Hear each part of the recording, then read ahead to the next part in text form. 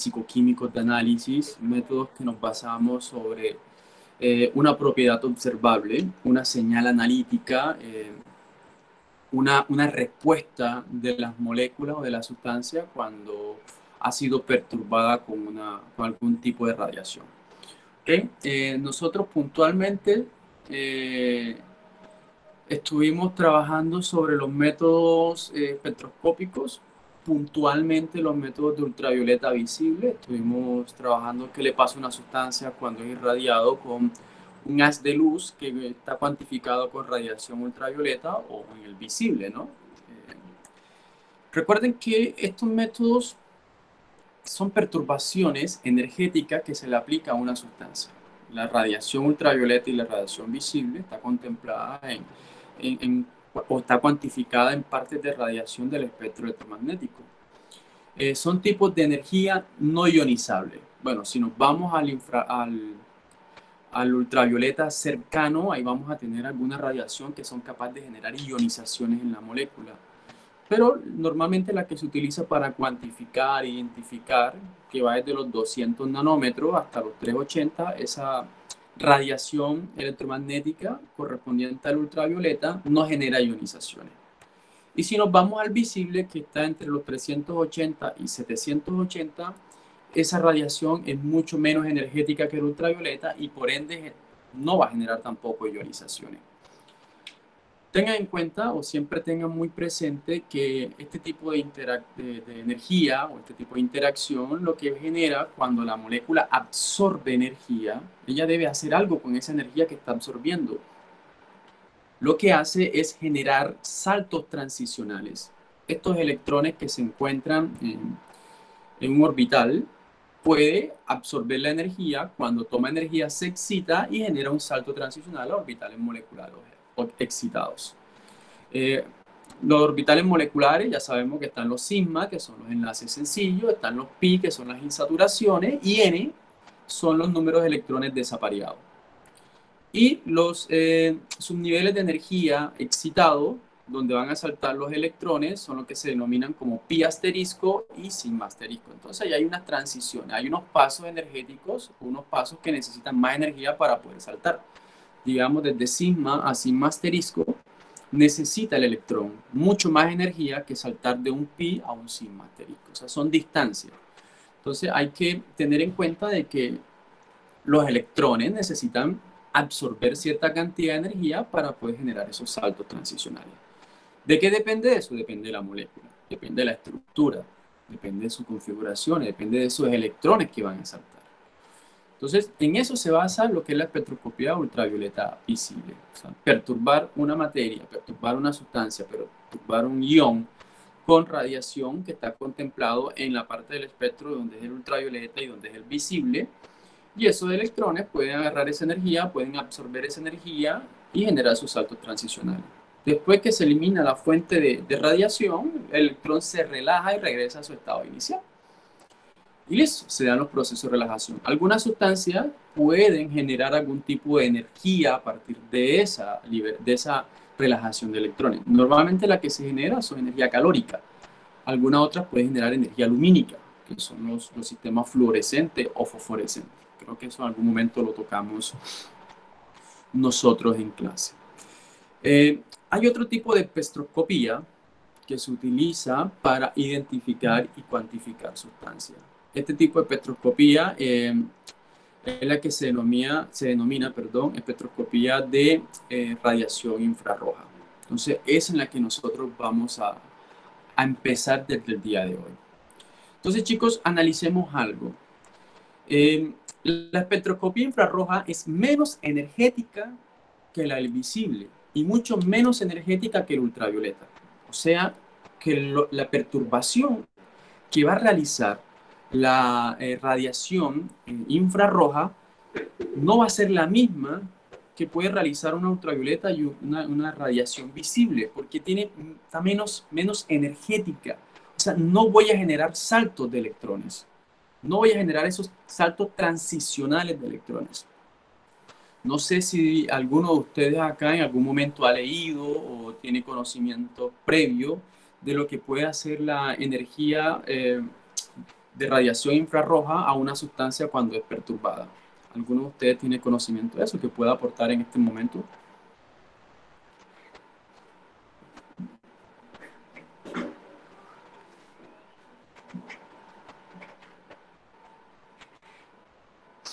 Por acá Harold me está diciendo que causa vibraciones. Sí, la espectroscopía infrarroja es considerada espectroscopía vibracional. Va a generar vibraciones en la molécula. Pero, ¿qué puede vibrar en una molécula? ¿Qué me dicen ustedes? Imagínense una molécula vibrando. Las vibraciones generan aumento en la temperatura. Cuando ustedes de pronto, cuando ustedes de pronto están a la intemperie, donde hace mucho sol, el aumento de la temperatura que ustedes perciben es porque esa luz solar también tiene energía o está cuantificada con energía infrarroja. Chicos, yo estoy con mis datos. Permítanme un momento. Estoy con mis datos porque el internet sí tenía problemas de conexión. Los Wi-Fi en estos momentos, las señales Wi-Fi están teniendo problemas. Yo estoy con mis datos y yo sé que con los datos sí puedo tener conexión normal. ¿Okay? Entonces miren a ver esa partecita. Entonces chicos, este tipo de radiación infrarroja genera estas vibraciones moleculares. Pero ustedes cuando escuchan el término vibracional o genera vibración en la molécula, ¿qué se les viene a la mente? ¿Qué me pueden decir?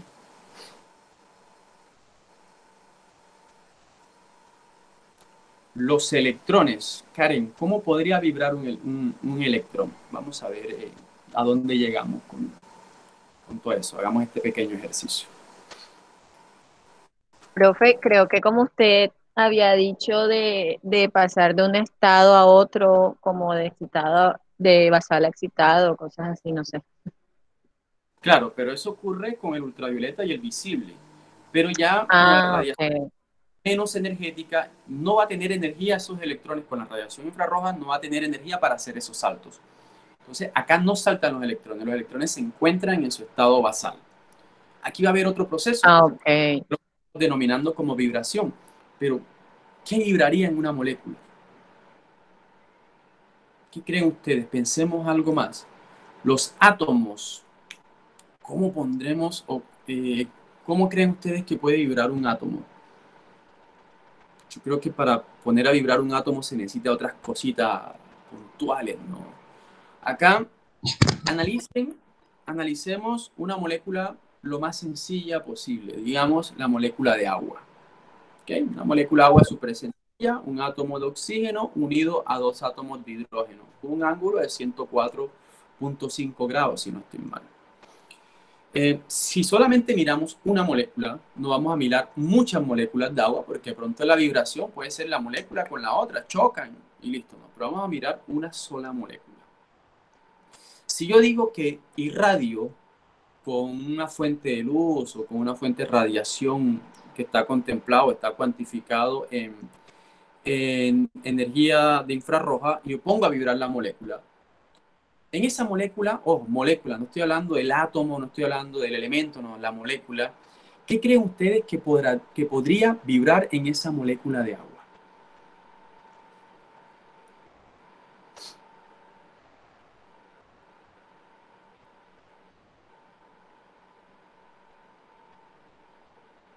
Vamos, pensemos, O sea, pero que ella vibre o que sí, dentro de ello, pues que absorba la que energía. No. sí, la molécula, la energía que yo le suministro alcanza la frecuencia umbral o la frecuencia vibracional de la molécula, de oscilación interna de ella. Entonces la molécula va a vibrar de alguna forma, pero ¿qué podría vibrar en una molécula a nivel global, a nivel general? ¿No Profe, yo serán los creo que protones, nada. los neutrones, los electrones? ¿Cómo, Harold? Los protones, los neutrones y los electrones. No nos vámonos a esas subpartículas atómicas, no. Por eso le digo molécula. En la molécula. Por acá, en el chat, alguien me dijo la respuesta, ¿no? Por acá los enlaces. Aquí María Angélica me dice el grupo funcional y Ian me dice los enlaces. Eso es lo que de pronto va a vibrar en la molécula. Digamos, si yo tengo el átomo de oxígeno unido al átomo de hidrógeno, cuando alcanza una cierta energía o cuando absorbe cierta energía, que es la energía vibracional, los átomos que van a estar enlazados van a tener una energía interna, una energía donde se igualan la energía de repulsión con la energía de atracción de las cargas. Recuerden que va a haber unas cargas positivas, otras cargas negativas, que va a ser el núcleo, va a ser los electrones. Cuando se igualan esas energías se genera un enlace químico, un enlace que está en equilibrio. Si yo suministro energía que es capaz de igualar la energía de unión de ese enlace, la energía vibracional interna de él, voy a empezar a generar algunos tipos de vibraciones del enlace puntualmente. ¿Okay? Entonces, si yo estoy hablando de que la espectroscopía infrarroja es una espectroscopía vibracional, yo estoy hablando entonces de que en una molécula van a vibrar sus enlaces químicos. No directamente el enlace, van a vibrar los átomos que van a estar unidos por un enlace químico. O sea, entonces, en este punto podemos hablar de que van a vibrar esos grupos funcionales. Porque, ¿qué es un grupo funcional? Grupo funcional son átomos o cantidades de átomos que conforman unas propiedades físico-químicas puntuales, ¿no? Los alcoholes tienen sus propiedades, los ácidos tienen sus propiedades, los sólidos, los hidrocarburos tienen otras propiedades. Entonces, ¿qué genera esas propiedades físico-químicas en la sustancia? Sus grupos funcionales. Y estos grupos funcionales van a poder vibrar a una cierta frecuencia. Entonces, la espectroscopía infrarroja me va a ayudar a identificar, chicos, y esto es muy importante, la espectroscopía infrarroja me va a ayudar a identificar los grupos funcionales que pueda tener una molécula. ¿Okay? Entonces, miren que la espectroscopía de ultravioleta visible me generaba saltos transicionales, y estos saltos transicionales, bueno, sí, depende de la molécula, depende de un grupo de átomos unidos, de un grupo funcional en específico, pero era una banda inmensa que yo podía ver en un espectro. En la espectroscopía infrarroja es capaz de analizar secciones del espectro donde voy a observar algunas señales específicas. El espectro infrarrojo es un espectro relativamente grande, va de los 4000 hasta los 400 números de ondas. Ahora vamos a explicar qué es eso número de ondas. Y en ese espectro general voy a encontrar muchas bandas, muchas señales. Y cada una de esas señales va a estar asociado a las vibraciones de los diferentes grupos funcionales que tiene una molécula específica. Entonces, la espectroscopía infrarroja, aunque sea menos energética que la ultravioleta y el visible, me entrega una información muy relevante. Puedo identificar esos grupos funcionales. Ahora, si ustedes me dicen, profe, si yo tengo una molécula que tiene 10 grupos OH o 10 grupos alcoholes, ¿será que voy a tener una señal para los 10? No, voy a tener una señal para el alcohol. O sea, ella me entrega mucha información muy relevante, pero a la vez está limitada, en el sentido que no me puede decir, no, en esa molécula tengo 5CH2 o tengo 5CH3 o 4 grupos carbonilos o 3 grupos OH. No, me va a decir, mira que en esa molécula están vibrando estos grupos que está asociado a un carbono hidrógeno sp2 o un carbono hidrógeno sp3 o un carbono hidrógeno sp. Mira, en esa molécula hay un doble enlace carbono-carbono, o en esa molécula hay un grupo OH, o en esa molécula tiene un grupo carbonilo. Todas esas señales yo las voy a poder observar porque cada una de ellas va a aparecer en una frecuencia diferente. Vamos a hacernos la idea que en el espectro aparece el número de onda, pero el número de onda va a estar asociado a su frecuencia de vibración.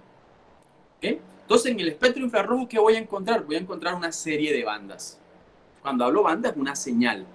Y ahora yo al final voy a pintar un espectro X, así como muy hipotético, y vamos a ver algunas señales que se pueden observar. Karen me dice acá, o sea que las propiedades de las moléculas se han dado mediante este método. No necesariamente propiedades de la molécula, los grupos funcionales que aparecen. ¿Okay? Esta técnica me ayuda a identificar los grupos funcionales. Digamos, yo tengo, no sé, tengo dos sustancias que un profesor de análisis de laboratorio le dejó a ustedes. Chicos, yo necesito que ustedes me identifiquen si yo aquí tengo un alcohol o tengo un ácido carboxílico. Las dos sustancias pueden tener olores característicos muy parecidos, las dos sustancias pueden ser líquidas, las dos sustancias, no sé, tienen propiedades muy parecidas. Ustedes no pueden identificarlo así directamente, pero ustedes van al laboratorio, pues, o tienen el acceso al laboratorio, van al espectro infrarrojo y miden. ¿Qué diferencia hay entre un alcohol y un ácido carboxílico a nivel general? El ácido carboxílico tiene un grupo carbonilo, el alcohol no. Si una molécula es un alcohol, solamente me va a aparecer en el espectro. Bueno, me van a aparecer muchas señales, pero una de las señales características va a ser el grupo alcohol, OH. El ácido carboxílico también tiene COH, pero a su vez ese OH va a estar unido a un carbono que tiene un grupo carbonilo, un doble enlace con el oxígeno. Y cuando yo mire el espectro infrarrojo, voy a observar esa señal. Entonces yo puedo identificar claramente si en mi muestra yo tengo un alcohol o si en mi muestra es un ácido carboxílico. Por acá me hacen otra pregunta. Me encanta cuando hacen esas preguntas porque es como debatir y conversar. No todas las sesiones, ojo. El espectro electromagnético abarca una energía extremadamente grande, desde las ondas de radio hasta la radiación gamma. El espectro infrarrojo es una pequeña sesión, ¿okay? Al igual que el visible. Recuerden que el visible va desde los, no sé, 10 nanómetros hasta los 780 nanómetros. El espectro infrarrojo va desde esos 780 nanómetros hasta, si no estoy mal, son 25.000 nanómetros. O sea, estoy aumentando la longitud de onda. Si aumento la longitud de onda, disminuye la energía. ¿Okay? Es una pequeña sección del espectro electromagnético que emite radiación en el infrarrojo. O sea, no todo el espectro electromagnético abarca mucha energía.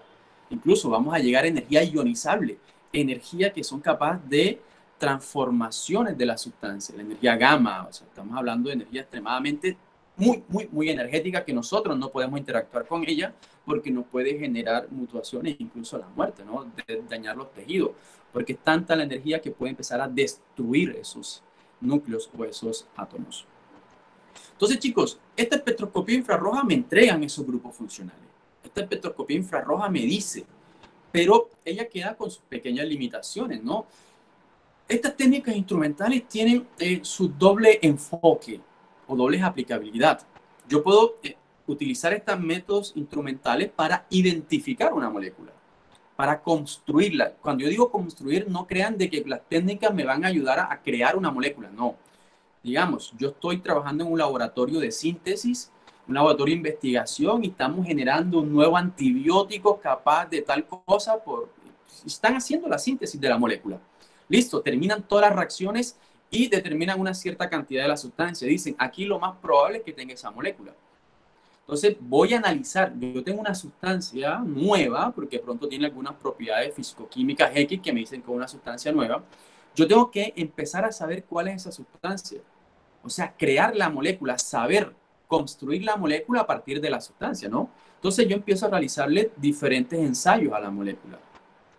Le hago una espectroscopía ultravioleta, le hago la espectroscopía infrarrojo, le hago una espectrometría de masa para determinar la masa molar, le hago una resonancia magnética nuclear de protones y de carbono 13.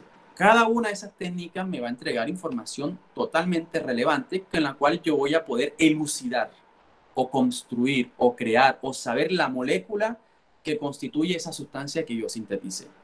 Pero si solamente le hago un infrarrojo, yo voy a tener listo, esta molécula tiene de pronto un grupo OH, esta molécula tiene grupo carbonilo, esta molécula es un aromático, porque incluso los aromáticos aparecen en el espectro. Nosotros vamos a ver ejemplo de esto y se van a dar cuenta lo llamativo y lo interesante que es. Me va a entregar los grupos funcionales, pero yo no puedo construir la molécula con solamente los grupos funcionales. O sea, sé que tiene, sé qué propiedades físico-químicas puede tener. ¿Por qué? Porque ya conocí los grupos funcionales.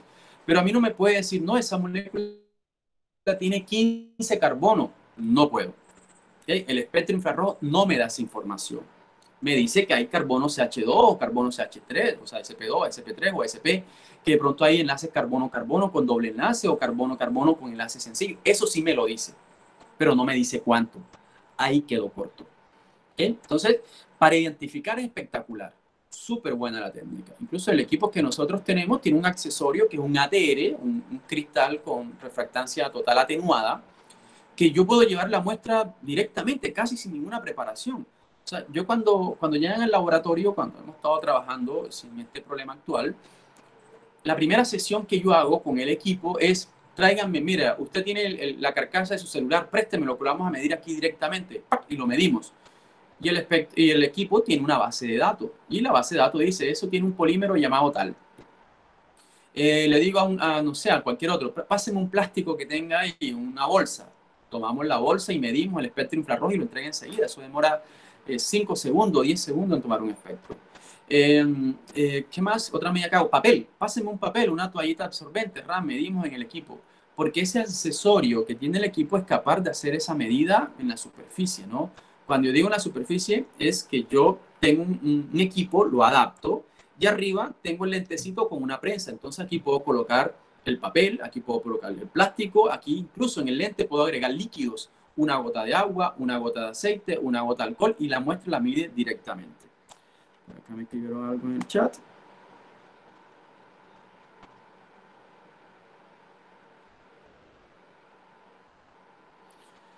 Chicos, lo que me estás preguntando, Ian, sí, el CH2 puede tener diferentes tipos de vibraciones. Lo que pasa es que las vibraciones van a ser diferentes para cada especie. Mire, si yo soy un átomo de oxígeno y mis brazos van a estar unidos a los átomos de hidrógeno, yo puedo tener esta vibración. Digamos, este es el enlace, yo soy el oxígeno y mi puño es el hidrógeno. O sea, sí, puño más pequeño, ¿no? Yo puedo tener esta vibración de un hidrógeno. Y del otro hidrógeno también tengo esta misma vibración. Al mismo tiempo estiro, al mismo tiempo contraigo. Al mismo tiempo estiro, al mismo tiempo contraigo. Claro, pero yo también puedo tener esta vibración.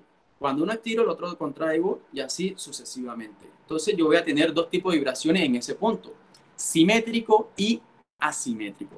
Pero ojo, yo también puedo hacer esto. Uno lo llevo hacia adelante y el otro lo llevo hacia atrás. Yo tengo esta vibración. Pero también puedo tener esta, las dos hacia adelante. Puedo tener otra vibración, tipo de enlace, en forma de una tijera. O sea, los dos se acercan, los dos se alejan. Los dos se acercan, los dos se alejan. Pero también puedo tener esta. ¿Ok? Entonces, chicos, voy a tener todas esas vibraciones que me está diciendo ya en este punto. Y cada una de ellas va a necesitar una energía diferente para poder hacer su vibración. Entonces, en el espectro de infrarrojo, yo voy a obtener vibraciones simétricas y asimétricas. Voy a tener vibraciones de estiramiento o de alargamiento o de tensión fuera y dentro del plano. Entonces, cada una de ellas yo las voy a poder observar en el espectro. Pero vuelvo y les digo, yo puedo identificar sus grupos funcionales, pero yo no puedo decir que tengo tantos grupos alcoholes. Digamos que tengo un poliol, o sea, una sustancia que tiene varios grupos OH, un hexanodiol o hexanotriol, ¿sí? 6 átomos de carbono y tiene 3 grupos OH. En el espectro, ¿qué voy a observar? Carbono-carbono, carbono-hidrógeno y OH. Él no me va a decir, mira, esta señal está asociada a 3 grupos OH. Entonces, si yo veo esta señal, voy a tener 3 grupos OH en esa molécula. No, me aparece una señal del OH. Hay otras técnicas que sí son capaces de discriminarme la cantidad de enlaces o la cantidad de átomos que puede tener, como la resonancia magnética nuclear, porque ahí me habla de núcleos. Y me puede identificar los carbono CP2, carbono CP3, todo eso me dice cuántos hay. Esa sí me puede ayudar a cuantificar y a poder construir la molécula. Entonces, quiero que se metan esa partecita en la cabeza. Nosotros vamos a poder identificar esos grupos OH, esos grupos carbonilo, esos grupos de carbono SP3, SP2 o SP, esos grupos nitrilo, esos grupos de las aminas. Sí los voy a poder identificar en infrarrojo, chicos, y unas señales espectaculares.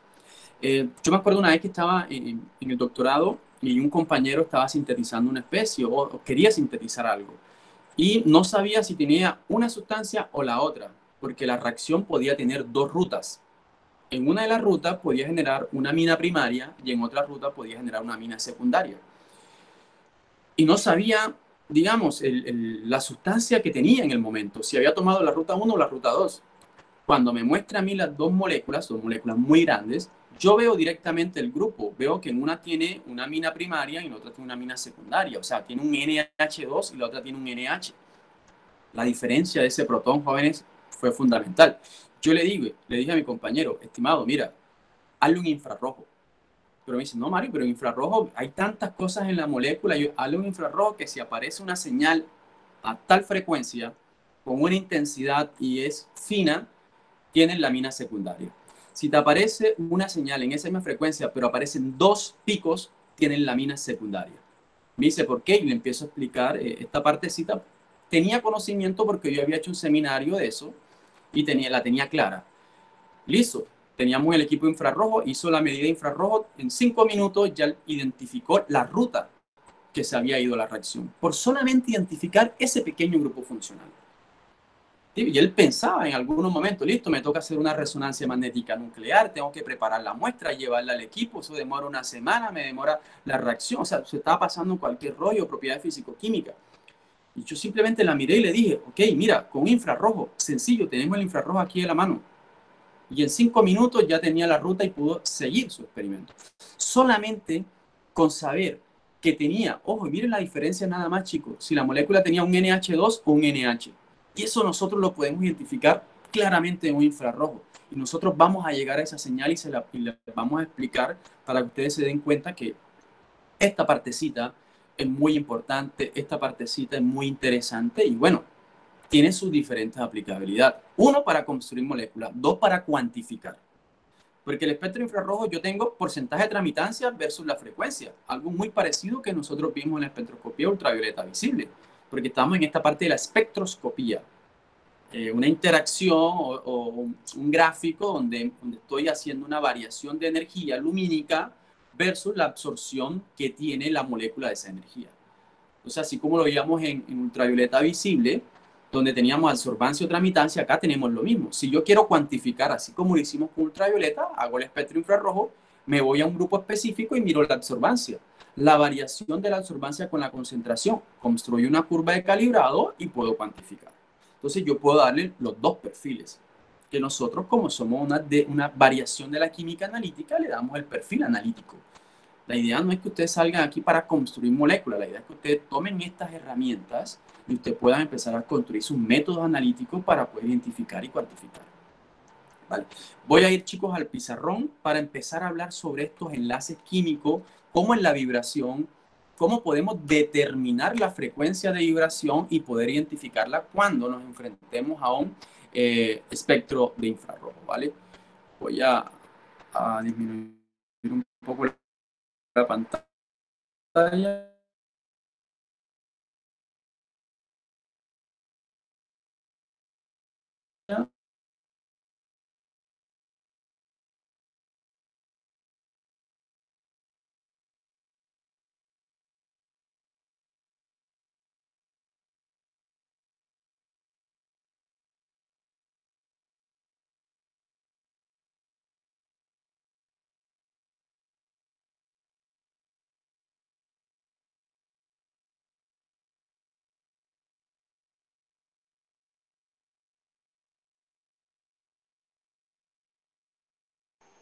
Volví, chicos.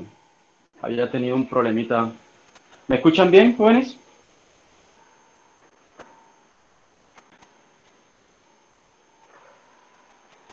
Chicos, ¿me escuchan bien? Sí, profe. Perfecto, ¿no? Ahí se ve bien el pizarrón. Me dicen si se ve bien o no se ve bien. Sí, profe, se ve bien. Perfecto, ok. Bueno, jóvenes, entonces vamos a intentar explicar qué es lo que puede vibrar. Vamos a intentar explicar cómo a nivel de una ecuación diferencial podemos predecir o intentar predecir la frecuencia donde puede vibrar un enlace químico, ¿no? No se preocupen que yo no les voy a colocar a hacer ecuaciones diferenciales ni nada por el estilo, ¿no? Pero sí es bueno identificar de dónde salen los diferentes valores.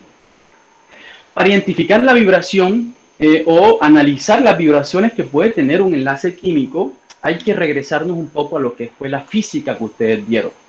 No sé si ustedes se acuerdan, movimiento uniformemente o armónico, donde en uno de sus movimientos o uno de sus estudios hablamos de un resorte, o se habla de un resorte, que está conectado a una masa que tiene una masa m. ¿Recuerdan eso? La ley de Hooke. Chicos, ¿se acuerdan o no se acuerdan? No se preocupen que nosotros no vamos a entrar mucho en esta parte de física. Aquí tenemos la energía potencial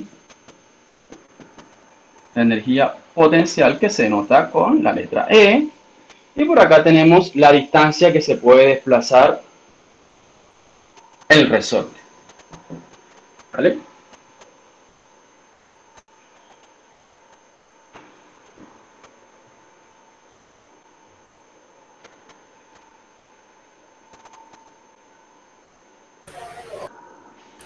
Ok, chicos, analicemos esta parte. Pensemos que nosotros tenemos un resorte que va a estar unido fijamente. Vamos a analizarlo primero con este fijo. Un resorte unido a una parte fija y conectado a una pesa. ¿Sí?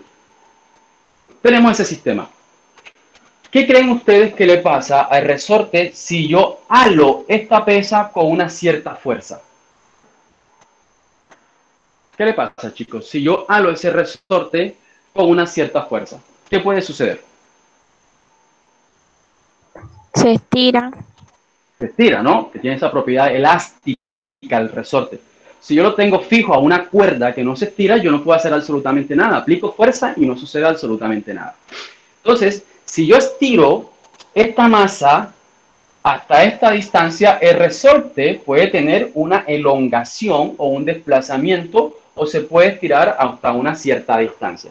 A más, ¿okay? Por eso yo coloco como un péndulo o una parábola donde yo puedo estirar el resorte hasta esa cierta distancia, ¿no? Yo le aplico una fuerza F.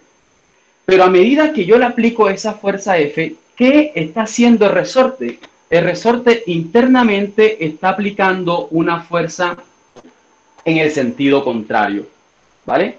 Yo tengo el resorte aquí unido y lo estiro hasta una cierta distancia. A medida que yo voy estirando, yo necesito aplicar más fuerza para poder estirar el resorte. Porque el resorte internamente, en sus propiedades mecánicas, él está construido para que él también ejerza una fuerza negativa que va a ser igual a la fuerza que yo le estoy aplicando.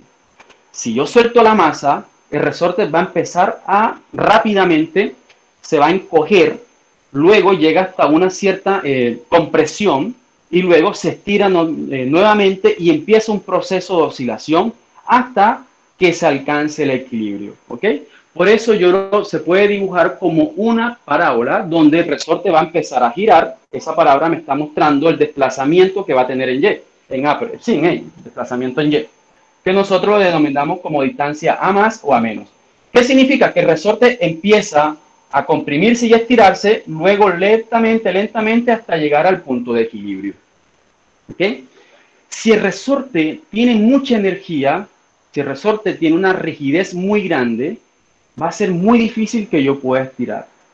Recuerden que cuando ustedes fueron a física, a esos laboratorios, si lo hicieron en algún momento, la experiencia era un cierto resorte, le aplicaban una pesita y se estiraban. Ustedes denotaban el desplazamiento de distancia que hizo el resorte o el estiramiento del resorte. Luego cambiaban la pesa, colocaban con un peso mucho mayor y el resorte se estiraba un poco más y así sucesivamente. Luego graficaban la distancia desplazada versus la pesa que ustedes le colocaron al resorte y obtenían una gráfica. Esa gráfica va a estar en función de la fuerza versus la masa y obtenían una pendiente de esa curva. A esa pendiente le denominaban fuerza de recuperación o fuerza de elongación del resorte, que va a estar denotada con la letra K. De esa misma forma nosotros hacemos la analogía. La fuerza que se le está aplicando al resorte para estirar o contraer va a ser igual a menos K por el desplazamiento D de Y. ¿Sí? La distancia que se ha desplazado el resorte. No se preocupen que nosotros va a ser una explicación sencilla, física, para poder entender lo que está sucediendo, llegar a una ecuación que me puede predecir la frecuencia donde aparecen cada una de las vibraciones. ¿Por qué esa fuerza o esa constante K, que es la constante del resorte, la constante elástica del resorte, es negativa? Porque si yo estiro la masa, él va a ejercer una fuerza de recuperación. Él en todo momento, al igual que todos los sistemas, siempre quieren llegar a un sistema de equilibrio, un estado de equilibrio. Entonces, si yo lo estiro, el resorte internamente me va a aplicar una fuerza negativa de recuperación para llegar al estado inicial de él, al estado de reposo, al estado de equilibrio. Si yo lo comprimo, el resorte me va a ejercer una fuerza ahora positiva para llegar al estado de equilibrio. ¿Okay? Por eso es la magnitud, no, el signo de esta operación. Entonces, la fuerza que yo le aplico va a ser igual a la constante del resorte, que es intrínseca al resorte.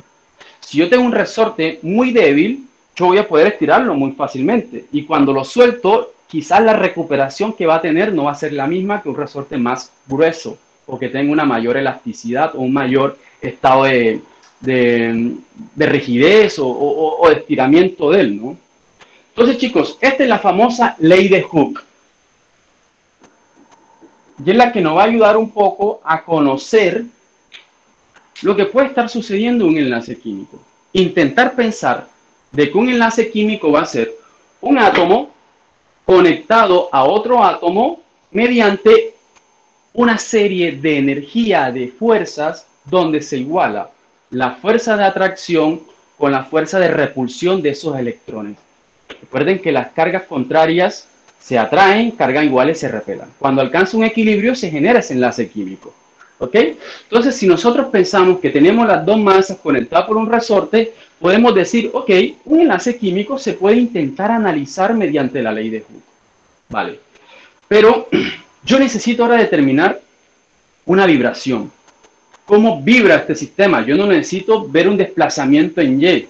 Yo necesito buscar una función matemática donde me tenga en cuenta esa fuerza, claro, va a estar definida por esta función, pero que también tenga en cuenta las masas asociado a la elongación de ese resorte en función del tiempo, porque si estoy hablando de vibración, tengo que ver cuánto tiempo va a durar vibrando ese resorte. Si ustedes recuerdan la segunda ley de Newton, fuerza es igual a masa por la aceleración. Esta es la segunda ley de Newton, donde fuerza es igual a masa por aceleración. Chicos, ¿qué es aceleración?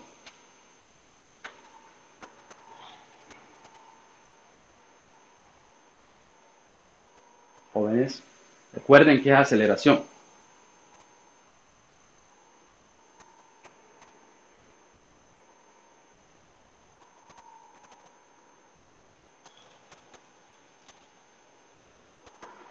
Por lo menos están ahí. Es Sí, velocidad. profe, estamos. La aceleración no se llama gravedad. ¿La qué, Harold? Gravedad. Velocidad por unidad de tiempo. Sí, va a tener en cuenta el desplazamiento por tiempo, claro. La velocidad, dígame, Kelly.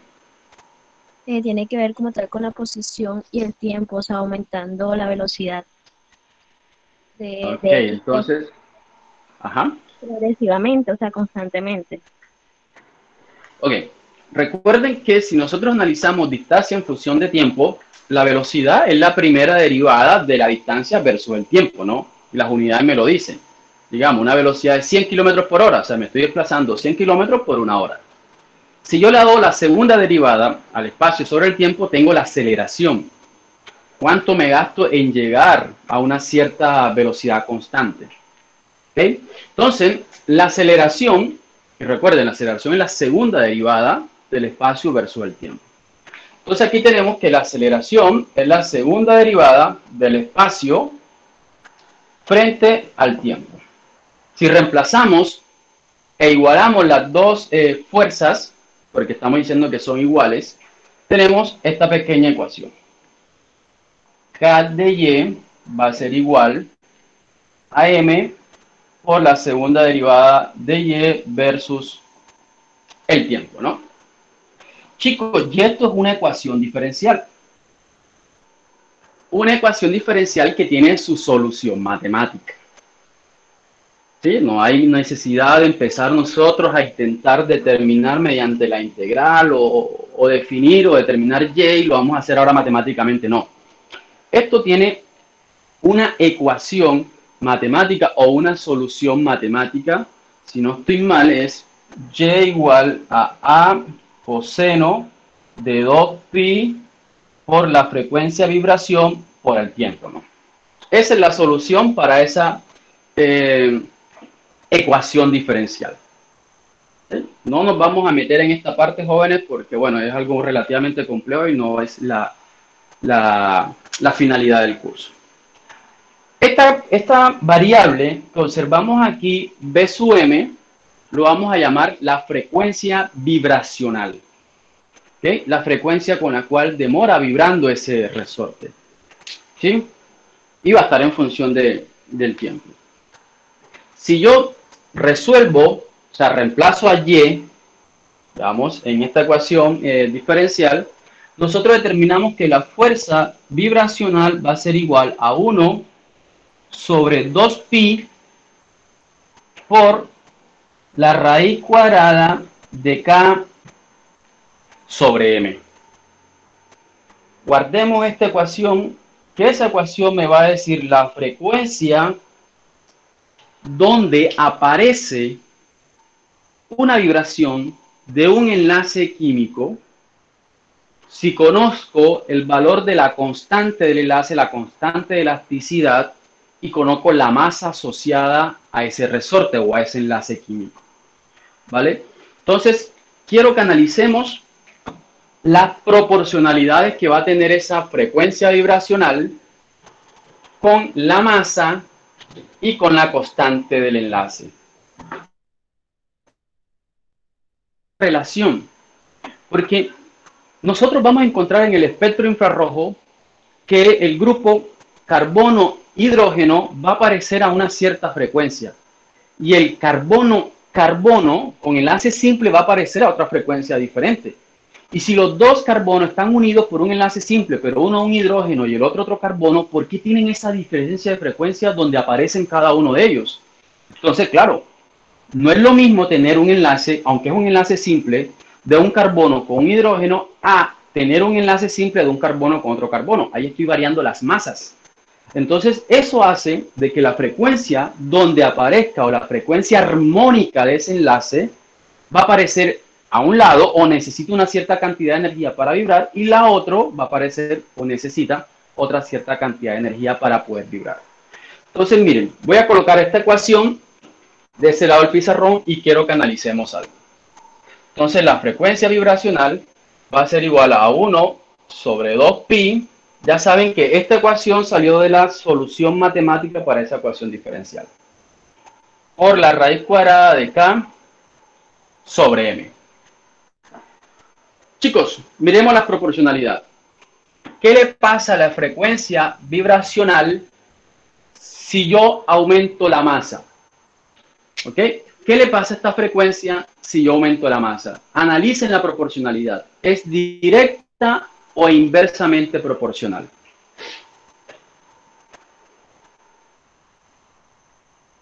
Es inversamente proporcional. Claro. Y si es inversamente proporcional, ¿qué le pasa a la frecuencia si aumento la masa? Disminuye. Disminuye. Estamos bien, ¿ok? Entonces vamos a tener eso presente más adelante. Si yo aumento la masa, y eso estaba fijado para el resorte, miren que esto me está hablando de una masa, no me está hablando de las dos masas que participan en un enlace químico. Yo todavía sigo pensando un poco en ese resorte. Después tenemos que hacer otra analogía. Si yo aumento la masa en el resorte, esa frecuencia de vibración se va a ver un poco reducida. Analicémoslo de esta forma. Yo tengo un pequeño resortico, le coloco una masa pequeña, lo halo y él empieza a vibrar rápidamente. Perfecto. Pero si a ese pequeño resortico yo le coloco una masa muy grande, él se va a estirar. Y yo lo estiro más y lo suelto, la frecuencia vibracional de él va a ser tan pequeña. ¿Por qué? Porque el resorte tiene poca energía, porque esa constante, aunque es intrínseca de él, pero va a ser tan poca para empezar a alar esa masa tan grande.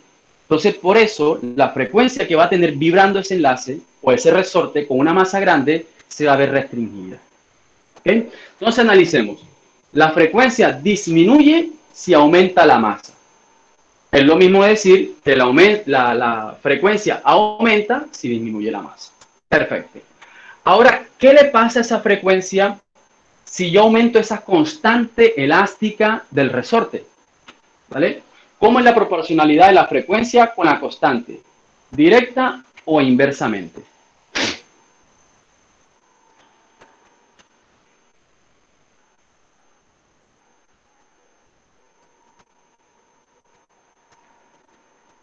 Miren la frecuencia y miren la constante. ¿Están directa o están inversamente?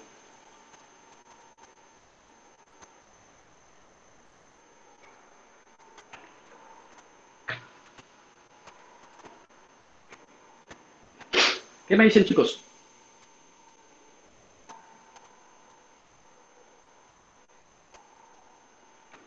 Como dice por acá María, bueno, vamos a analizar. Se los voy a colocar aquí más cerca para que ustedes me digan, porque dicen que no se ve. Ahí sí se ve. Frecuencia igual a 1 sobre 2 pi, correcto. Dígame. No es que no se vea, sino que se ve como pixelado. Digo yo que Okay. es el internet de usted. Estoy con los datos que tengo ilimitados, como dicen por ahí, porque el Wi-Fi está asqueroso, ¿no? No se puede conectar. Profe, pero sí, Pero póngalo bueno, de chicos, cerca para verlo bien. pero ya tenemos la misma ecuación que teníamos abajo. Yo creo que ya ustedes, si identificaron una cosa, pueden identificar la otra.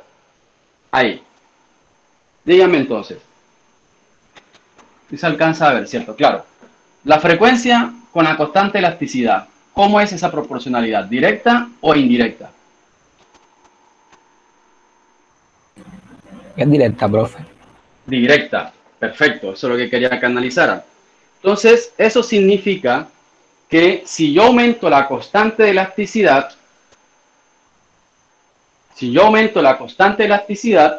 va a aumentar la frecuencia de vibración. Si yo disminuyo la constante de elasticidad, disminuye la frecuencia vibracional. Miremos, si yo tengo un resorte súper débil, su constante de elasticidad o la constante de recuperación es muy baja y tengo un resorte un poco mayor, más robusto, va a tener una constante más mayor. ¿Okay? Entonces yo necesito aplicarle ese resorte más fuerza para poder estirarlo. Al que es débil, yo lo puedo estirar fácilmente. Y si yo le coloco, digamos, lo estiro, su fuerza que va a tener él para generar muchas vibraciones van a tener, pero va a ser mucho menor que la resorte más fuerte. ¿Ok? Entonces, jóvenes, ya tenemos pensado que la frecuencia depende de esas dos variables, de la constante elasticidad, que si nosotros analizamos un enlace químico, vamos a ver si es un enlace doble, un enlace simple o un enlace triple. Cada uno de ellos va a tener su constante de vibración. Y la masa. Claro, yo no es lo mismo tener un carbono unido a un oxígeno que tener un carbono unido a un hidrógeno. Ahí tengo masas diferentes. Entonces, esta ecuacioncita tenemos que buscarle otra analogía, porque toda esa analogía que estaba ahí era para el resorte que está fijo, y cuelga y está unido a una pequeña masa que es variable. Ahora, si nosotros queremos hablar de un enlace químico, voy a tener dos masas, porque no solamente puedo vibrar así, también puedo empezar a vibrar los dos sistemas. Entonces, hay una ecuacioncita muy sencilla, que es la masa reducida, que está denotado con la letra nu. La masa reducida es igual a la masa 1 por la masa 2 sobre la masa 1 más la masa 2. ¿Ok? Esa misma ecuación, jóvenes, ustedes la pueden aplicar cuando quieren, no sé, digamos que una persona X demora 5 horas para pintar una pared y la otra persona demora 3 horas. Ahora, ¿cuánto demoran las dos si lo hacen juntos? Ustedes utilicen esa misma ecuación. Entonces, BDM va a ser el tiempo en el cual pinta una persona la pared y el otro la cual la pinta la otra, ¿no? Esa se utiliza también para ese tipo de analogías. Entonces, jóvenes, aquí, ¿quién es la masa 1? Uno de los átomos que está unido.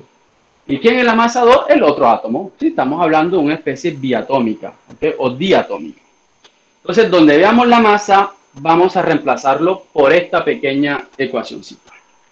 Y nos queda de esta forma.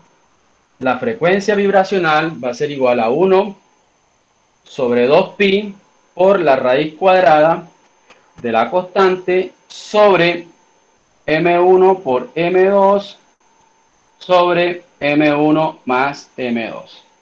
¿Ok? O simplemente colocan new y saben que new se determina de esa forma. Ok. Chicos, ¿preguntas hasta ahora? Profe, una pregunta. Usted está Ah, por hablando supuesto. que si aumenta la constante de elasticidad, disminuye el qué. Si aumenta la constante de elasticidad, aumenta la frecuencia de vibración. Si disminuye la constante de elasticidad, disminuye la frecuencia de vibración. ¿Ok? Ok, profe, Bueno, gracias. chicos, entonces miren, una cosa es frecuencia, otra cosa es longitud de onda, otra cosa es número de onda. En el espectro infrarrojo nosotros vamos a graficar número de onda. Pero analicemos algo. Frecuencia por longitud de onda va a ser igual a la velocidad de la luz. Y esto viene de allá de la cuantificación de un fotón, que un fotón es igual a h por nu. Entonces, bueno, tenemos esta igualdad, ¿vale? De aquí tenemos que la frecuencia va a ser igual a la velocidad de la luz sobre longitud de onda. Número de onda, que es lo que normalmente nosotros o se grafica en un espectro de infrarrojo, el número de onda va a ser denotado con una B de frecuencia, pero con un bañito arriba, ¿ok? Como el sombrerito de la ñ, por decirlo de esta forma. Y el número de onda va a ser igual a 1 sobre la longitud de onda en centímetros. ¿Vale? Entonces, miren, 1 sobre longitud de onda. ¿Qué es 1 sobre longitud de onda? El número de onda. Y aquí tenemos que la frecuencia es igual a la velocidad de la luz sobre la longitud de onda. Esto es lo mismo que tener 1 sobre longitud de onda. Miren dónde quiero llegar. De aquí tenemos, o puedo predecir, o puedo decir que la frecuencia es igual a el número de onda que tenemos acá, el número de onda por la velocidad de la luz. ¿Ok? ¿Sí entendieron dónde salió la relación? Frecuencia por número de onda es igual a la velocidad de la luz. Si despejamos frecuencia, longitud de onda pasa a dividir. Entonces, frecuencia va a ser igual a la velocidad de la luz sobre la longitud de onda. Aquí tenemos que el número de onda va a ser igual a 1 sobre la longitud de onda. Eso es lo que nosotros vamos a graficar en el espectro de infrarrojo.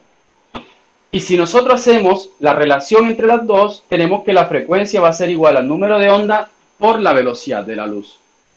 Y si yo quiero determinar el número de onda va a ser igual a la frecuencia sobre la velocidad de la luz. No se preocupen que yo no les voy a colocar un ejercicio para definir esto. Tranquilos. ¿Okay? Simplemente que quiero llevar esto a esta parte, porque aquí tengo la frecuencia y yo necesito ese número de onda. ¿Vale? Aquí tengo la frecuencia y yo necesito ese número de onda. Entonces me voy para la otra parte de la ecuación.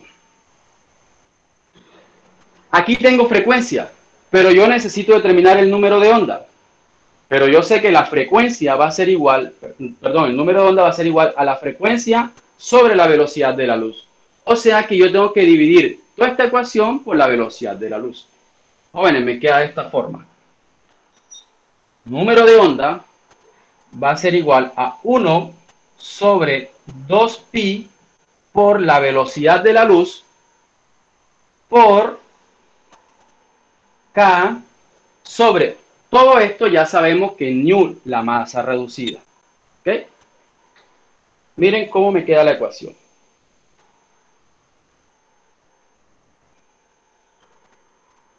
¿Ok? Tengo esa ecuación donde ya yo tengo el número de onda, o sea, dónde van a salir las señales en el espectro de infrarrojo. Esto es la unidad que está en el eje de las Y de la figura de un espectro. Número de onda. Entonces, el número de onda va a ser igual a 1 sobre 2pi por la velocidad de la luz por la raíz cuadrada de esa constante elasticidad del enlace químico sobre la masa reducida. Y ya sabemos que la masa reducida es M1 por M2 sobre M1 más M2. Listo, chicos. ya tengo mi ecuación. ¿Ok? La masa reducida se determina utilizando la masa atómica, pero recuerden que masa atómica es gramos sobre mol. Entonces yo tengo que determinar la masa, pero la masa en unidades de masa, en unidades de gramo o de kilogramo. Entonces, ¿cómo puedo pasar yo una masa atómica a gramos? Por la Digamos, masa yo tengo, molar. sí, digamos, yo tengo carbono. El carbono es igual a 12 gramos por mol, pero yo necesito que me queden gramos. ¿Qué debo hacer? O en moléculas.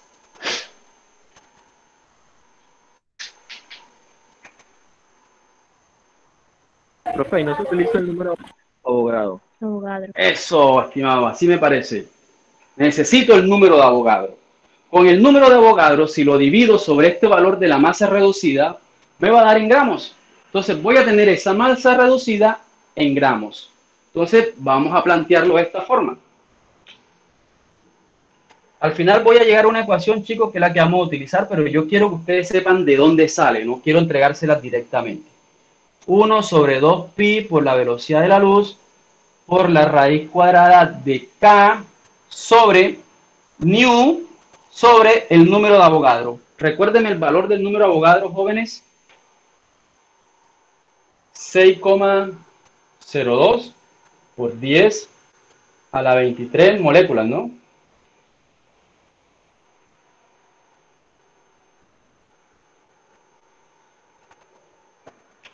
Es 6,02 por 10 a la 23, no me acuerdo.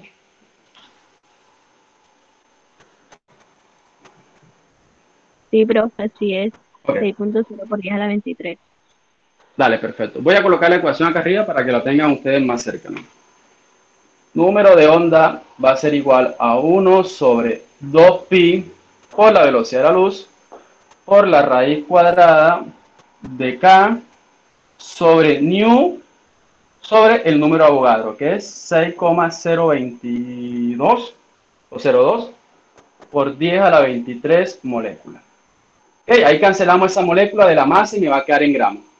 Entonces, si organizamos los términos, me queda 1 sobre 2pi por c por la raíz cuadrada de k sobre la masa reducida por el número de Avogadro. ¿Vale? ¿Qué es lo que dice aquí? La ley de la oreja, ¿no? K por 6,022, 1 sobre nu me va a dar eso. No he hecho más nada. Miren, chicos, tener esto es lo mismo que decir que número de onda va a ser igual a 1 sobre 2pi por c por raíz cuadrada de k por nu por raíz cuadrada del número de Avogadro. ¿Ok? Tener eso es lo mismo que tener esto. O sea que yo puedo ya determinar en la raíz cuadrada el número de Avogadro. Y simplifico la ecuación. ¿Quién me hace el favor de determinar la raíz cuadrada del número de Avogadro? De 6,02 por 10 a la 23. Raíz cuadrada de 6,02 por 10 a la 23.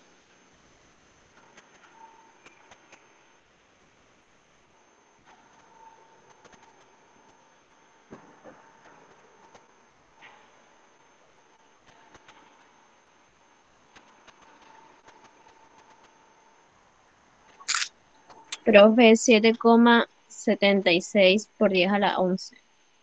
7. 7,70. ¿Y cuánto me dijo? 76 por 10 a la 11. Por 10 a la 11. Sobre 2pi por la velocidad de la luz por raíz cuadrada de k sobre nu. Perfecto. Vale. Bueno, ¿qué podemos hacer? Miren que c, la velocidad de la luz, es un número. Pi es una constante que sale del contorno de una circunferencia sobre radio, que tiene un valor. Y 2 es otro valor constante. Yo necesito la velocidad de la luz en unidades de centímetros sobre segundo. ¿Cuánto es? Si no estoy mal, es 3 por 10 a la 10. ¿Vale? Entonces, el número de onda va a ser igual a 7,76 por 10 a la 11 sobre, aquí tengo 2 por 3,1416 por 3 por 10 a la 10. Todo esto por K sobre U. Jóvenes, ¿quién me hace esta ecuación? 7,76 por 10 a la 11 sobre 2 por 3,1416 por 3 por 10 a la 10. Recuerden que el 3,1416 es pi, esa constante. Y resolviendo eso, ya nosotros tenemos la ecuación con la cual me va a ayudar a predecir la frecuencia de donde vibran cada uno de los enlaces. Repito. Profe, eso da 4.063. Ok. Número de onda va a ser igual a 4, me dijo. 0.63. 0,63 va a estar en unidades. Si la velocidad de la luz es centímetros sobre segundo, se invierte en las unidades, va a ser segundo sobre centímetros por la raíz cuadrada de ¿quién? De K, ya le coloco las unidades, y Newton. Las unidades va a ser dinas sobre centímetro, el New va a ser en gramo, y ahí están todas las unidades. ¿Listo, chicos? Esta ecuación, mire lo simple que es. Partimos de una más compleja y llegamos más a una simple.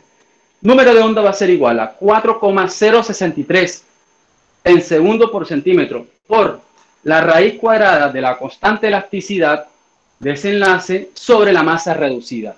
Ahí están las unidades. Dinas sobre centímetro, la masa en gramos, y esto acá está en segundo por centímetro. Con esa ecuación vamos a determinar nosotros ahora dónde van a poder vibrar algunos enlaces químicos. Y eso es lo que nosotros vamos a ver en el espectro infrarrojo. Voy a anotar la ecuación acá arriba para empezar a aplicarla. ¿Tienen alguna pregunta hasta ahora, jóvenes? Vamos a ver.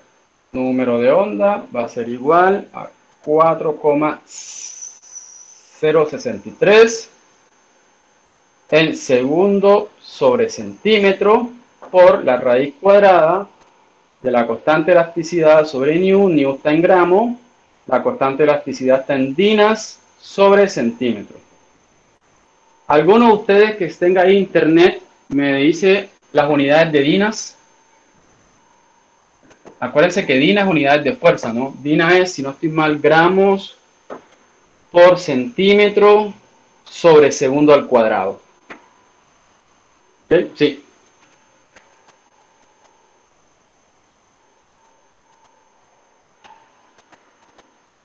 ¿Vale? Dinas es igual a gramos por centímetro sobre segundo al cuadrado. Bueno, chicos, vamos a aplicar la fórmula. Vamos a determinar la frecuencia o el número de onda vibracional del enlace carbono-hidrógeno. ¿Ok? Donde posiblemente va a aparecer la frecuencia que está asociada al número de onda de la vibración de este enlace químico carbono-hidrógeno. ¿Qué es lo primero que debemos determinar? La masa reducida. ¿Okay? Entonces, determinemos, la masa reducida va a ser igual a la masa del carbono, 12, por la masa del hidrógeno, 1, sobre la masa del carbono, 12, más la masa del hidrógeno, 1. ¿Quién me hace esa operación matemática, por favor? Debe dar menos que 1.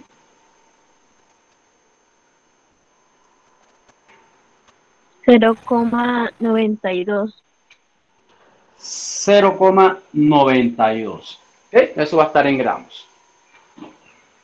Listo. ¿Por qué está en gramos? Porque ya nosotros tenemos convertida la ecuación con el número de Avogadro para llevar esas unidades ahí, ¿no? Si no hubiésemos hecho eso, teníamos que colocar gramos sobre mol, después dividirlo sobre el número de Avogadro y aplicar toda la ecuación. Pero nosotros lo hicimos de tal forma que eso nos quede en esa unidad. Ok, ¿qué me hace falta? La constante. Chicos, la constante de un enlace sencillo es igual a 5 por 10 a la 10 dinas sobre centímetro, ¿ok? 5 por 10 a la 5. 5 por 10 a la 5 dinas sobre centímetro. Esa es la constante de un enlace simple. ¿Eh?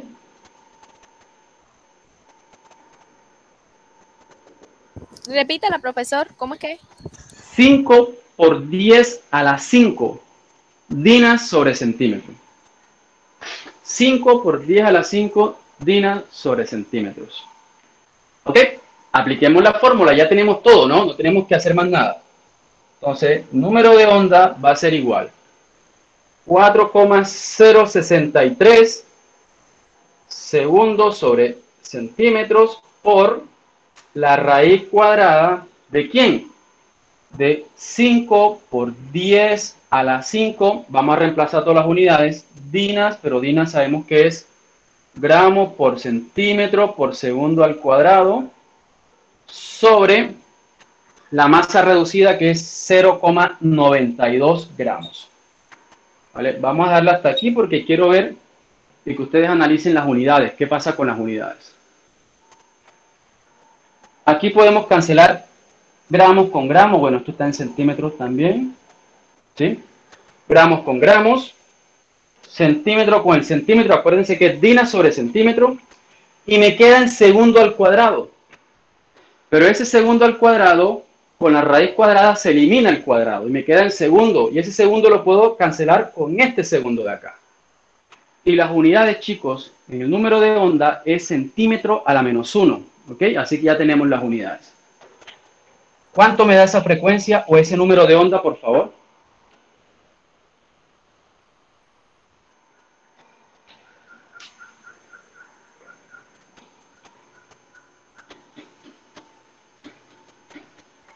A mí me dio 2.995.28. No sé si un compañero confirma si le dio igual. Debe dar eso cercano, no se preocupe que está bien. ¿Cuánto le dio? ¿Me repite, por favor? 2.995.28.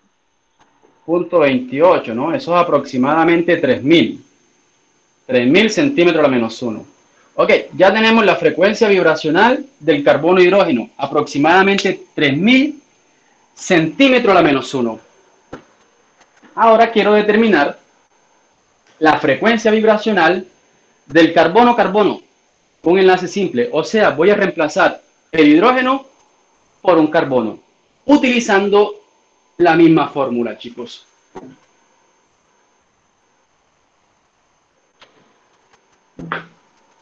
Ahora vamos a utilizar, para determinar el enlace carbono-carbono, ¿qué es lo primero que tenemos que determinar? La masa reducida. La constante de elasticidad es la misma, porque es la constante de un enlace sencillo, ¿ok? 5 por 10 a la 5. Entonces necesito la masa reducida. Sería 12 por 12 sobre 12 más 12. Eso igual a 12 por 12, 144, entre 24, no sé. 124 entre 24, como 6 algo, o 6. Bueno, ustedes me dirán. 6, profe. ¿Cuánto? 6. 6 gramos, ¿no? Listo, reemplacemos entonces. Frecuencia vibracional va a ser igual a 4,063 segundos sobre centímetro por la raíz cuadrada de 5 por 10 a la 5 gramos por centímetro sobre segundo al cuadrado sobre centímetro sobre la masa reducida, 6 gramos. Cancelamos gramos con gramos, este centímetro con ese centímetro y ese segundo al cuadrado con la raíz cuadrada y el segundo de acá, perdón. Y el segundo. ¿Me avisan cuánto da eso? Da 1172.88. 11 o 1100 algo. 1172.88. Ok. 1172.8 centímetros a la menos 1. Perfecto. Miren, joven, la diferencia donde aparece la vibración de un carbono-hidrógeno a donde aparece la vibración de un carbono-carbono. El carbono-hidrógeno aparece en 3000 aproximadamente y el carbono-carbono aparece en 1172, 1200, 1150 en esa frecuencia. Vamos a hacer ese ejercicio para otros enlaces. Vamos a hacer ahora un enlace carbono-carbono, pero con un doble enlace. Carbono-carbono, doble enlace. La masa reducida aquí es la misma, ¿no? Porque estamos hablando de dos carbonos, 2 y 12. Lo que cambia es el enlace, la constante de elasticidad. Pero ese enlace doble se puede considerar dos enlaces sencillos. Entonces ustedes en la ecuación lo único que reemplaza es 5 por 10 a la 5 lo multiplican por 2. Y listo, entonces hagamos esa operación. La frecuencia vibracional va a ser igual 4,063 segundos sobre centímetro por la raíz cuadrada de 2 por 5 por 10 a la 5 gramos por centímetro sobre segundo al cuadrado sobre centímetro sobre la masa reducida, que es la misma, 6 gramos, ¿no? Cancelamos gramos con gramos, este centímetro con este centímetro, el segundo cuadrado con esta raíz cuadrada y el segundo de acá. Ustedes me dirán aquí cuánto da. Da 1658.71.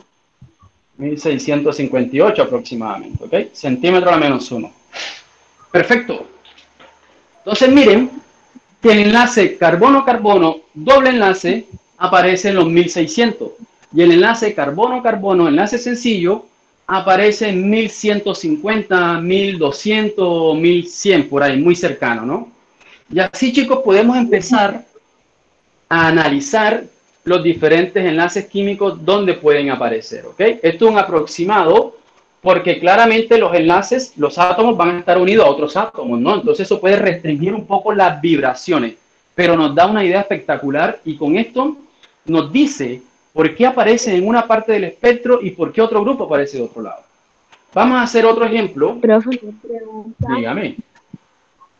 ¿Cómo fueran enlace triple?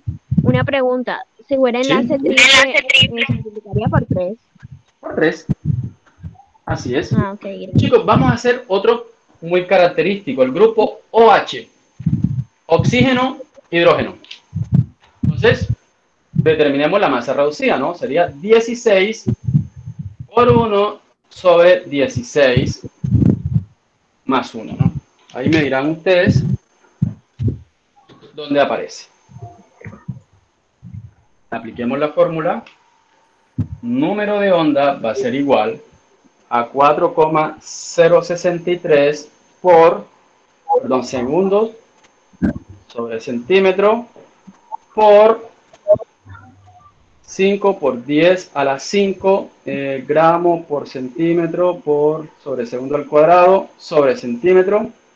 Todo esto sobre la masa reducida. ¿Cuánto es la masa reducida, jóvenes? 16 entre 17. 0.94. 0,94 gramos, ¿no? Cancelamos gramos con gramos, centímetro con centímetro, el segundo al cuadrado con este segundo y ya está. ¿Cuánto me da esa frecuencia vibracional del grupo OH? Centímetros a la menos 1. OH, ¿aproximadamente cuánto? 2000. 963 centímetros a la menos 1. Ok, aproximadamente en 3000, ok, sí, me está dando una muy buena frecuencia. Vamos a hacer otro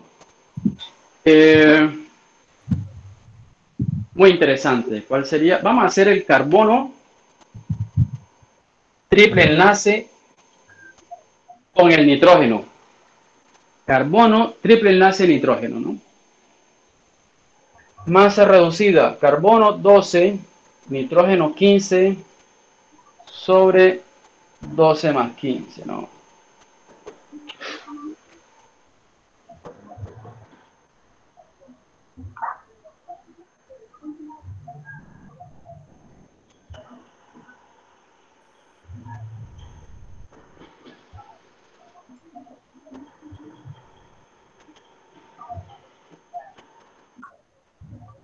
¿Cuánto da la masa reducida, jóvenes? por favor.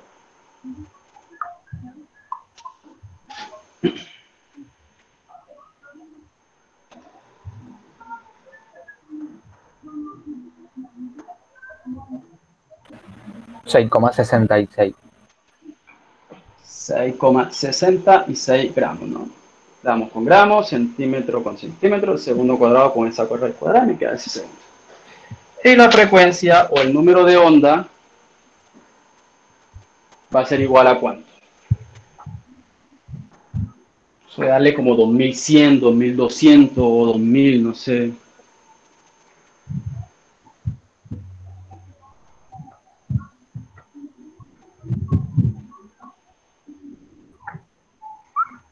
Ah, bueno, chicos, falta el 3 aquí, ¿no?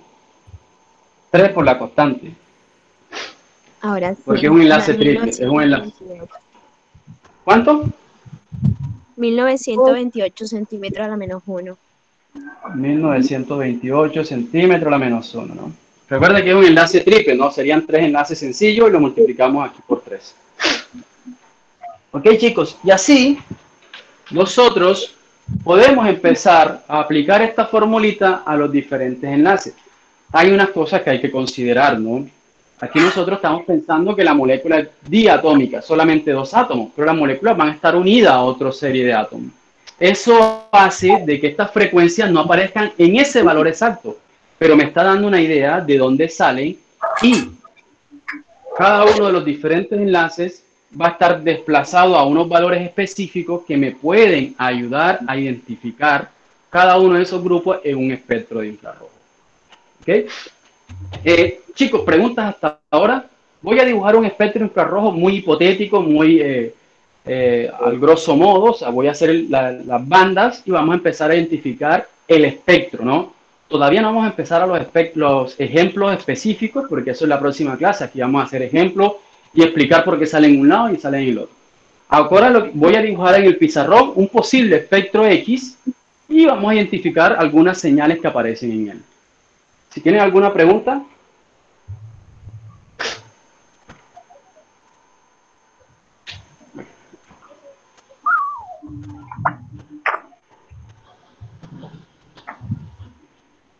En algunos libros ustedes pueden encontrar esta parte de la frecuencia vibracional, donde la masa no la determina en gramos, sino en kilogramos, y eso implica de que la velocidad de la luz no esté en centímetros sobre segundos, sino en metros sobre segundo. Entonces, pero al final es el mismo valor, y la constante no va a estar en Dina sobre centímetro, sino Newton sobre centímetro. Entonces, pero al final es la misma magnitud, ¿no? Solo que cambian las unidades.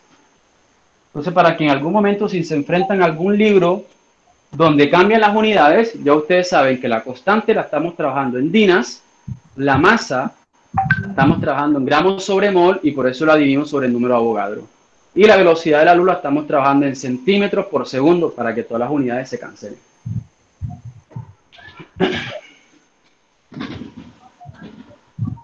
Ok. Voy a pintar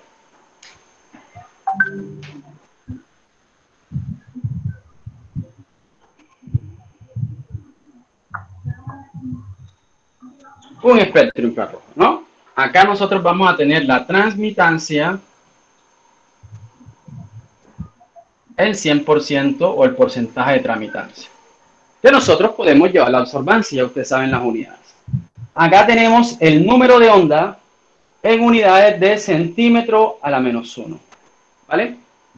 Vamos desde los 4000 hasta los 400, ¿ok? Desde los 4000 centímetros a la menos 1 hasta los 400. Vamos disminuyendo en este sentido, porque la energía disminuye en este sentido, ¿no? Algunos espectros en la parte de arriba pueden colocar la longitud de onda. ¿En qué unidades? En nanómetros, ¿no? Pero ya sabemos que ellos disminuyen en este sentido, la longitud de onda aumenta en este sentido, pero la energía disminuye. ¿Okay?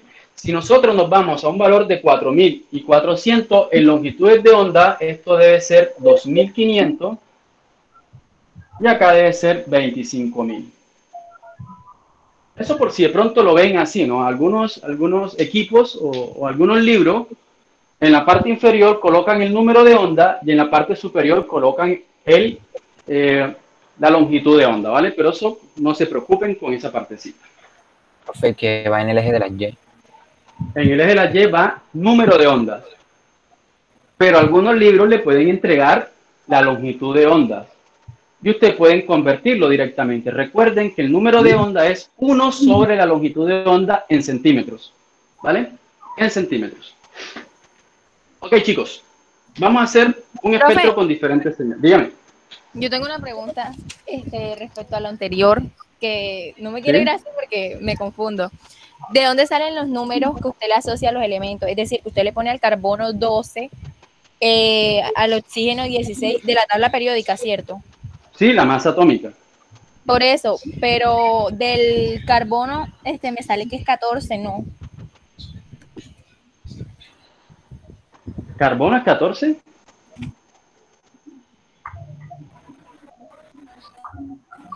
Sí, me sale.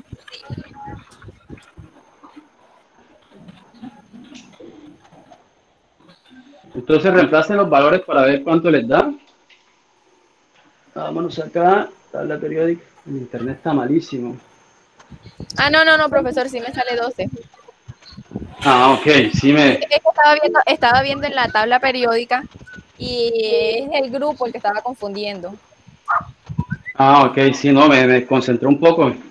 Me dije, ¿qué pasó? Me estoy confundiendo. Pero bueno, no importa, suele pasar. Bueno, chicos, aquí tenemos los ejes, ¿no? Eje de las X puede ir porcentaje de tramitancia o puede ir la absorbancia. Recuerden que el porcentaje de tramitancia es inversamente proporcional a la absorbancia. Si yo tengo un porcentaje de tramitancia muy alto, la absorbancia es muy baja. Si yo tengo una tramitancia muy baja, tengo una absorbancia muy alta. ¿Por qué? Porque la tramitancia es la energía que traspasa, la absorbancia es la energía que absorbe. ¿Okay? Entonces, acá tenemos el 100% y acá tenemos el 0. ¿Vale? Y listo, voy a hacer un par de señales y la vamos a entregar o empezar a desglosar. Vamos, un espectro puede ser esto.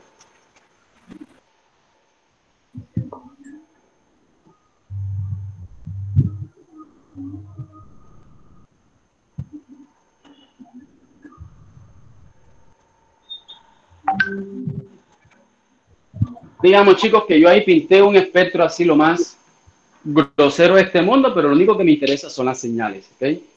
No me interesa más nada. Digamos que aquí es 1500. Acá, bueno, está cercano a 4000, ahí podemos identificarla. ¿Por qué hice esa línea de 1500? Porque el espectro infrarrojo tiene dos grandes zonas. La voy a dividir puntiagudamente acá. Una zona desde los 1500 hacia abajo que se llama zona dactilar y la zona superior a los 1500 que se llama zona de identificación. Profe, tengo una duda. Dígame. Es que no entiendo muy bien su plano porque se supone que el eje de las X siempre es horizontal, ¿no? El eje de las X siempre es horizontal. ¿Cómo así? Sí, estoy horizontal. Sí, pero usted decía que como tal, o sea, el yo número ahorita de le ondas iba en la Y ahí lo está graficando como X. Ah, no, el número de ondas siempre va en X.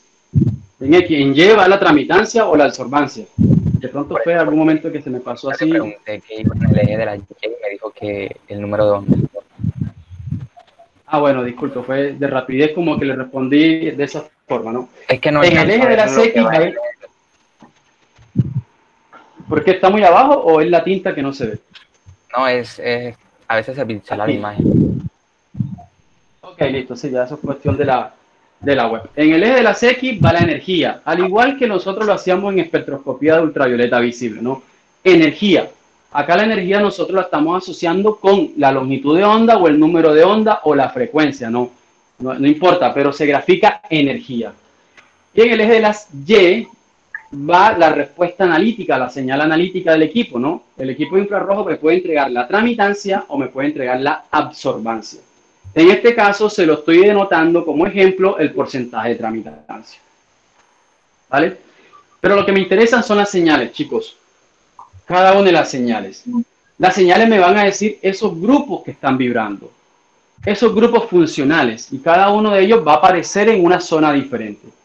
Lo que se está haciendo aquí es un barrido energético, ¿okay? De más energía a menos energía. El número de onda, si aumenta, aumenta la energía. Si disminuye, disminuye la energía, ¿ok? Entonces, si yo hago un barrido de energía a un sistema, a una molécula, cuando yo llegue a la frecuencia en la cual vibra ese grupo funcional, él empieza a vibrar, ¿ok? Entonces, yo empiezo a aplicar el barrido energético y empiezan a aparecer unas bandas. Esas bandas que yo estoy observando son los diferentes grupos funcionales que van a estar vibrando, ¿ok? Entonces, una señal que aparece en aproximadamente 3.500, chicos, y esto apréndasela, esto ya de una vez, cuando ustedes vean un espectro infrarrojo y vean una señal ancha en aproximadamente 3.500, ese es el grupo OH. ¿Ok? En la próxima clase les voy a mostrar por qué aparece una señal tan ancha. Según los cálculos que nosotros hicimos ahora, ese grupo debe aparecer en aproximadamente 3.000. Pero claro, hay un desplazamiento por el momento dipolar del oxígeno con el hidrógeno, que eso no se tiene en cuenta acá. Pero él aparece en aproximadamente 3.000 y es una banda súper ancha. Esa banda, en la próxima clase les voy a explicar por qué sale de esa forma. Es una de las únicas bandas que siempre aparece súper ancha. ¿Ok? Una de las bandas que aparece súper ancha son esos grupos OH y aparecen en esta frecuencia. ¿Vale? Entonces, chicos, de una vez, cuando ustedes vean una banda súper ancha en aproximadamente 3.500, métanse en la mente que eso es un grupo OH. El grupo OH puede ser de los alcoholes o puede ser de los ácidos carboxílicos. Si nosotros seguimos avanzando, estas banditas que nosotros vemos acá en aproximadamente 3.000 son las bandas características del carbono hidrógeno. Aparecen unas 3 banditas unidas. Pero bueno, pueden ser un CH3, pueden ser un CH2, pueden ser un CH, puede ser un carbono hidrógeno unido a un carbono con un doble enlace. Entonces ahí vamos a hablar de señales SP, SP2 y SP3. En la próxima clase les voy a mostrar dónde aparece la señal del carbono hidrógeno SP, dónde aparece la señal del carbono hidrógeno SP2 y dónde aparece la señal del carbono hidrógeno SP3. ¿Okay? Nosotros, por el simple hecho de analizar la frecuencia donde salga, yo puedo identificar si ya tengo un carbono SP2, un carbono SP3 o un carbono SP, por simplemente analizar la señal del carbono hidrógeno. Entonces, en esta señal aproximadamente en 3.000, yo voy a encontrar la señal carbono hidrógeno dependiendo del carbono con el cual esté unido. Otra señal súper grande, jóvenes, y que llega casi al 0% de tramitancia, así súper definida, súper ancha, es la señal del grupo carbonilo, que aparece en aproximadamente 1.700 centímetros a la menos 1. En los cálculos que habíamos hecho, veían que era aproximadamente 1.500. Pero lo que pasa es que aquí tenemos un momento dipolar, un dipolo por las cargas. El oxígeno está parcialmente negativo, el carbono está parcialmente negativo, hay una diferencia dipolar y eso hace que se mantenga o se observa muy bien la señal y genera un desplazamiento, un leve desplazamiento. Entonces, miren chicos, aquí tenemos un grupo carbonilo, 1.700 aproximadamente. Sí, chicos, aparece una señal en 2100, 2050, esos son triples enlaces. Puede ser de un carbono nitrógeno o puede ser un carbono-carbono. ¿Okay? Incluso las señales de los compuestos aromáticos aparecen en esta parte de los dobles enlaces, en los 1800, 1900, 2000. Esta partecita, jóvenes, de los 1500 a los 4000, se le llama zona de identificación o zona funcional, porque aquí es donde aparecen la mayoría de los grupos funcionales. ¿Ok? Cuando tenemos heteroátomos, cuando tenemos ese carbono oxígeno, cuando tenemos ese carbono nitrógeno, cuando tenemos ese nitrógeno hidrógeno, cuando tenemos esos grupos funcionales característicos, ellos salen y se identifican muy bien en esta zona desde los 4000 hasta los 1500. En esta zona de los 1500 a los 400 es una zona súper complicada. Aparecen muchas señales superpuestas. Hay algunas señales que se pueden identificar bien, sí. Digamos, cuando son compuestos aromáticos aparecen dos señales súper características que incluso esas me pueden y me ayudan a decir las insaturaciones que tiene ese compuesto aromático, o sea, las sustituciones que puede tener. Pero esta zona es muy complicada. Es como su huella dactilar. Ustedes la miran, ustedes tienen muchas líneas, tienen muchas curvas, tienen muchos puntos de acopio, pero para ustedes se le hace muy complicado, pero para un software de reconocimiento se le hace muy sencillo analizar esa parte. La mayoría de los equipos que tienen base de datos de espectro infrarrojo analizan el espectro y comparan la señal del espectro con la huella dactilar de un banco de datos de espectros que tienes. ¿Ok? Y de ahí lo relaciona y dicen, ok, esta muestra que tú hiciste es posiblemente este compuesto. ¿Y qué es lo que está analizando? La huella dactilar. Va a ser muy complicado, chicos, intentar identificar señales acá. Aparecen algunas señales muy características, como el carbono oxígeno, que aparece aproximadamente en 1100, el carbono-carbono doble enlace, que aparece como 1400, y de ahí algunos otros enlaces, pero aquí van a verse muchas señales superpuestas. Lo que debemos hacer cuando nos enfrentamos a un espectro es siempre irnos inicialmente a la zona de identificación, desglosar toda la información pertinente y que podamos desglosar en esta zona y después empezar a identificar o sacar la mayor información posible. No toda, porque va a ser imposible que ustedes saquen toda la información de la huella dactilar. Pero chicos, algo muy parecido así es un espectro infrarrojo, ¿ok? Porcentaje de tramitancia, pero también puede ser absorbancia. Si yo quiero identificar un compuesto para hacer una curva de calibrado, yo no le digo que me grafique porcentaje de tramitancia, le digo que me grafique la absorbancia, pero entonces las señales van a estar abajo, ¿ok? Y no me lo grafican todo el espectro, sino yo me voy y analizo cuál de esos grupos funcionales es susceptible a los cambios de concentración. Digamos, yo preparo una curva de calibrado, un set de disoluciones con diferentes concentraciones, y voy a analizar esta sustancia hipotética. ¿Qué es lo que debo hacer? Le hago el espectro infrarrojo a una de las disoluciones estándar.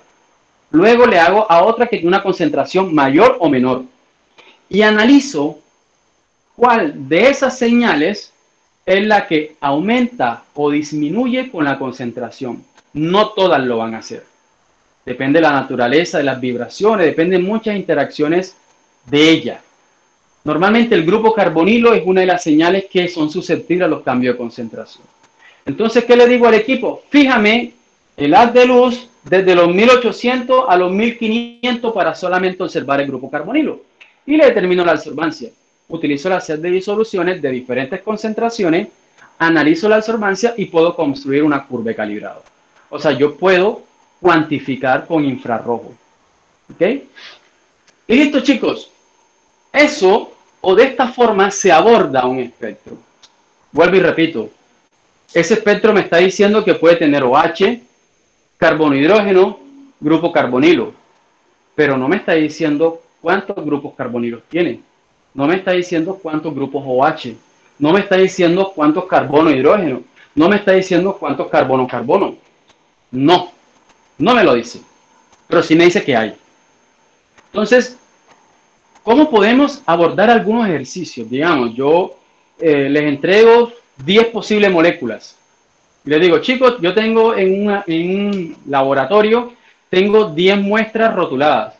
Ácido carboxílicos, alcoholes, fenoles. La diferencia entre alcoholes y fenoles es el grupo aromático, ¿no? Hidrocarburos.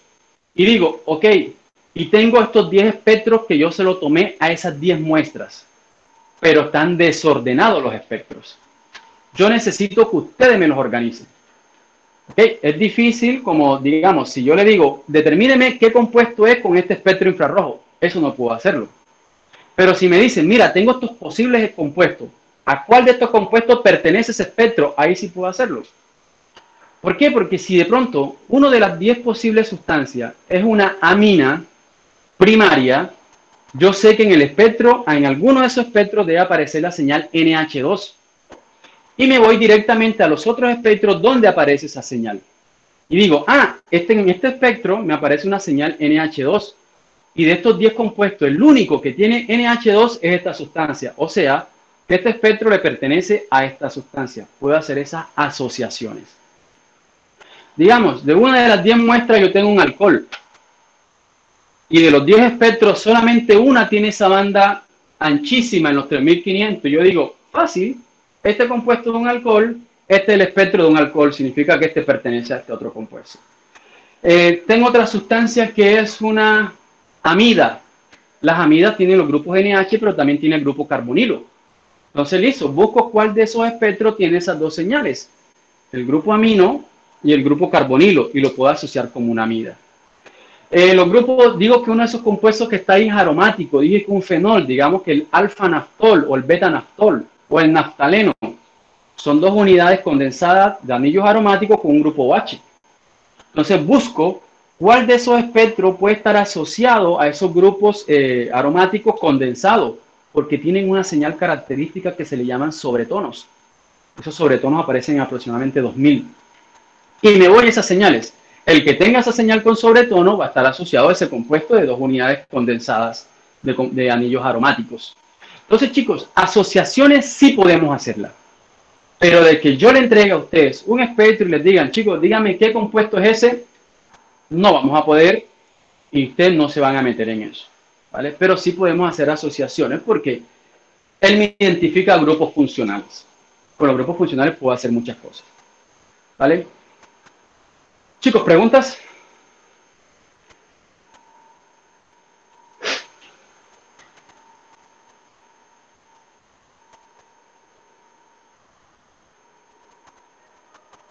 ¿Ninguna? Jóvenes, en la próxima clase vamos a empezar a explicar las señales, ¿no? Vamos a explicar esas vibraciones simétricas o asimétricas, de estiramiento, de torsión, porque en el espectro aparecen unas vibraciones en la zona de identificación y en la zona dactilar aparecen otras. Entonces nosotros podemos identificar cuando tengo un movimiento asimétrico y un movimiento simétrico. Ese movimiento, esa vibración simétrica y asimétrica es la que me hace identificar si yo tengo una amida primaria o una amida secundaria. Y entonces en la próxima clase vamos a explicar los tipos de vibraciones que pueden tener unas especies atómicas, diatómicas o diatómicas. Vamos a mostrar por qué el grupo OH tiene esa banda grande, algunas señales características que debemos tenerla en la mente, que apenas veamos un espectro podemos asociarlo. Y normalmente en la parte de espectroscopía yo siempre hago un set de seminarios. Digo los grupos funcionales que ustedes van a investigar, van a analizar, van a traer espectros y los van a explicarnos, pero el curso es muy grande. Entonces, ¿qué es lo que voy a hacer? Vamos a dividir una serie de seminarios, van a ser espectroscopía, otra serie de seminarios van a ser de cromatografía, ¿no? Temas sencillos de que ustedes no tienen que matarse, sino yo explico, como hice ahora, explico todos los fenómenos y ustedes me van a explicar ejemplos de cada uno. Entonces, como el curso es súper grande, les voy a asignar a un grupo, digamos el grupo 1, unos temas y al grupo 2 otros temas. Todo eso para evaluar en el segundo corte. El segundo corte va a ser relativamente grande. Y ahí podemos empezar a ir tomando notas para este segundo.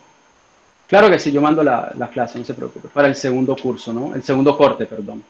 Eso, chicos. Creo que si no tienen ninguna pregunta, ¿o tienen alguna?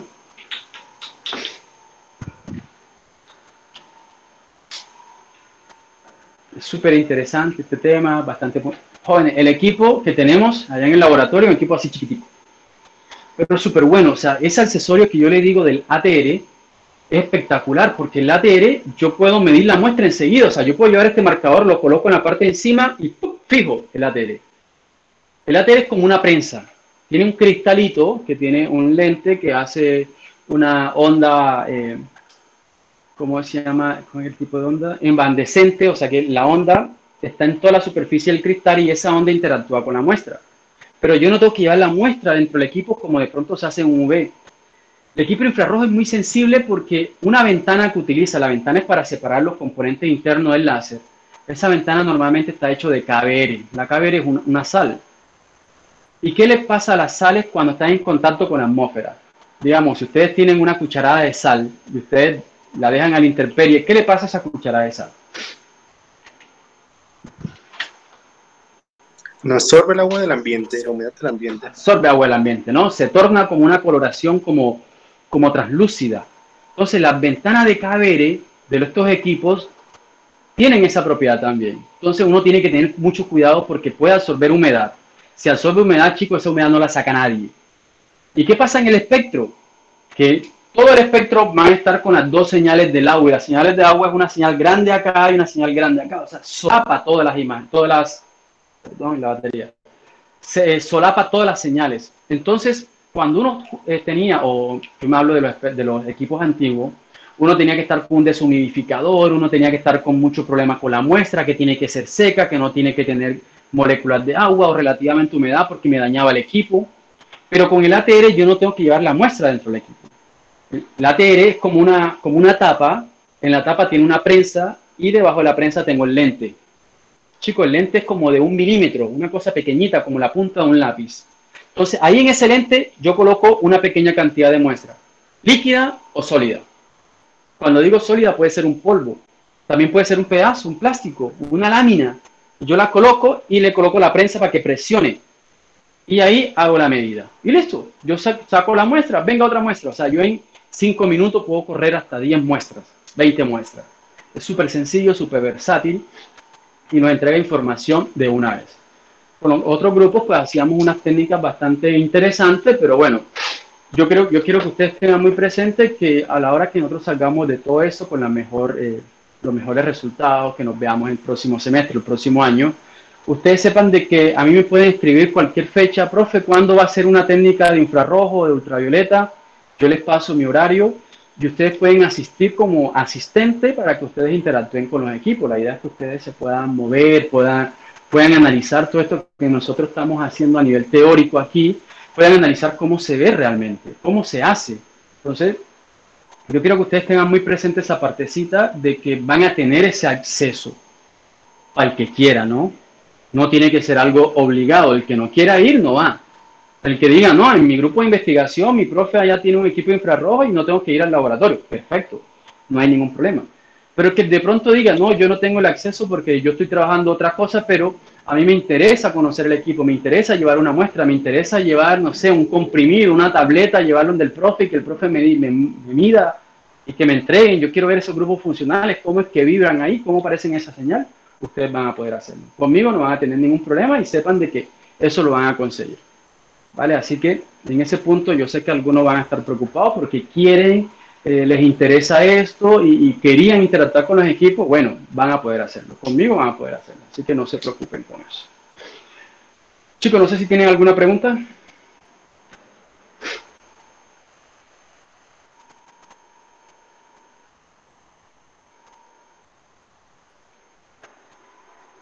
Ninguna.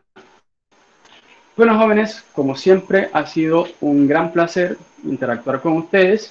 Quiero dejar algo muy presente acá. Cuídense, por favor, cuídense. El autocuidado ahora es fundamental. Estamos en unos momentos muy cruciales donde estamos llegando al pico según. Entonces, nada, depende de nosotros. Hay que cuidarnos. Estas semanas son muy importantes. Depende de nosotros. Ustedes tienen conocimiento.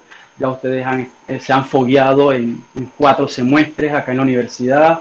Ya ustedes conocen algunas interacciones, ya saben cómo interactúa un virus, ya tienen mucho conocimiento y pueden pues socializar con personas que quizás no, que de pronto tienen en su mente que esto no es real, que el virus es, no sé, es un mito, el virus es una conspiración. No, que pueden ya conversar con amigos, familiares, vecinos y darle la importancia que es el autocuidado.